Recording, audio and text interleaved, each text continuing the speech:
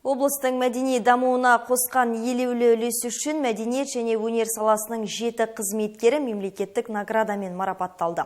Ал онына ведомствоаралық марапат берілді. Шараға арнайы қатысқан облыс әкімінің орынбасары Гүлмира Қалмұратова тәуелсіздік мерекесі қарсаңында берілген бұл марапат оларға айтылған алғыс екенін айтып, өңірдің рухани дамуы мен гүлдену жолында еңбектеніп жүргендерге ризашылығын білдірді. Биылғы жыл бүкіл дүние жүзінде болған пандемияға қарамастан мәдениет өнер қызметкерлері өз жұмыстарын жалғастырып отырды. Онлайн деңгейдегі көптеген шаралар ұйымдастырды.